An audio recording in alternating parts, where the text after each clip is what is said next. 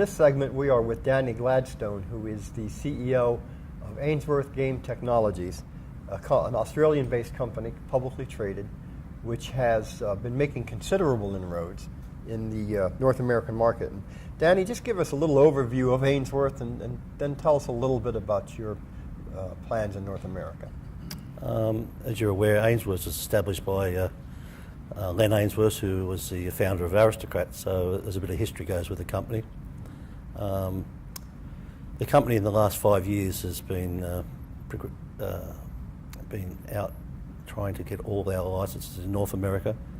That we see the future and the growth of the company in the Americas. At this stage, we've nearly got every state license, and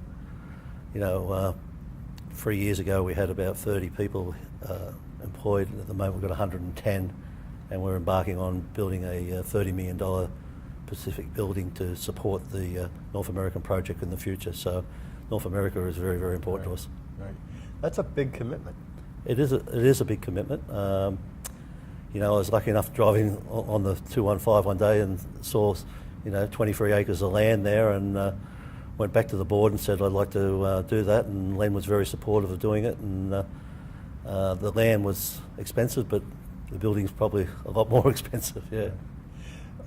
Your commitment in North America is obviously one reason for your success, but games are the real underlying reason, I guess, for any slot machine company. Can you tell us a little bit about why you think your games are finding so much receptivity in North America? Well, I think to go back, when we got the games right in the Australian model, the mass model, we wanted to put a bit of volatility in. The Australian market is a small cap market, and the players are regular players. So they come in 3 or 4 times a week. They're not tourist destinations, so you've got to have a game that's interesting and exciting. We found that bringing those games across to North America, the people like our MUF models and the way we present the games. So the whole success of the company is based on product performance, and we put as much penny as we can back into the product performance and researching the games.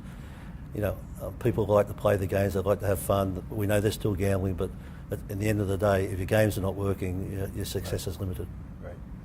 There's been a binge of consolidation on the supplier side. Does Ainsworth plan to do some inquiring, or is it someday maybe a company to be acquired?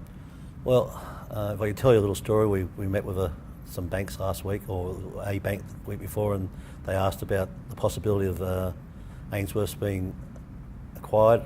Len was sitting beside me, who has nearly 60%, and I said, look, I'll tell you this before we go, Ainsworth is not for sale, not while Len Ainsworth is around.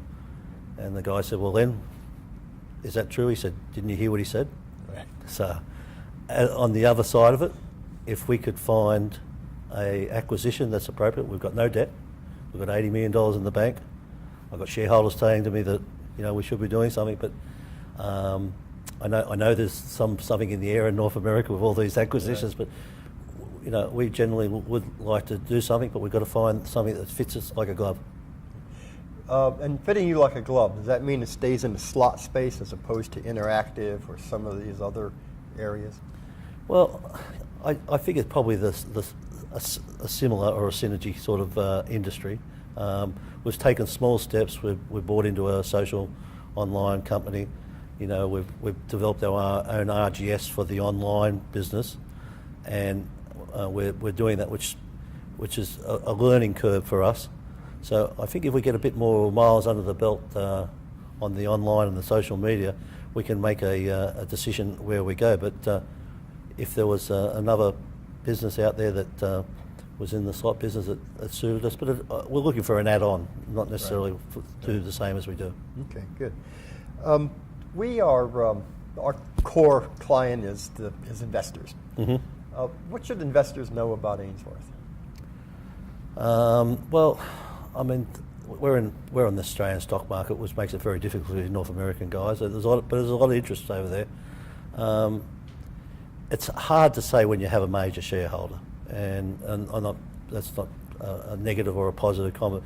But the good thing about it when you've got one as a multi-millionaire or a billionaire is that Right. he's never going to let the company go bad. So it's a pretty safe bet to invest in. And he's shown that as his support of the company in the early days.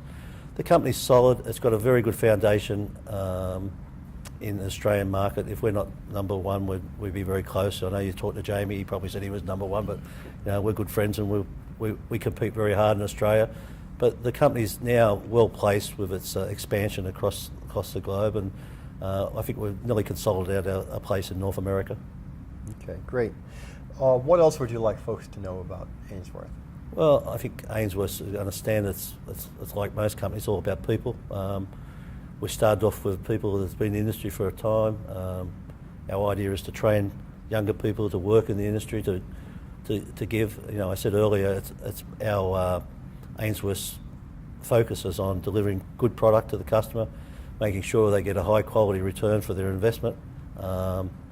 And if we keep doing that, the people will keep buying off us, and if people have shares in the company, we'll increase our revenues, and there'll be an increase in earning per share. So that's all, but it all gets basically down to one thing: get the games to work and the product to look good. Games and then blocking and tackling. Yeah, blocking and tackling Right. for sure, Frank. Now, Mr. Ainsworth, we have to say one of the great things about the gaming industry is it's such a personal industry. It certainly is. Personalities matter so much, and Len Ainsworth, your chief shareholder, and as you mentioned, also the founder of Aristocrat earlier, is a legendary figure in this industry, and he is here at this show as he always is. He certainly is, and if anyone wants to come to the stand, he'd be happy to give you tell a yarn from 20, 30, 40, 60 years ago. He's 92 next birthday. He's quite amazing and still comes to work every day. It is amazing. It is. Danny, thanks very much. Thanks, Frank. Pleasure to see you. Thanks.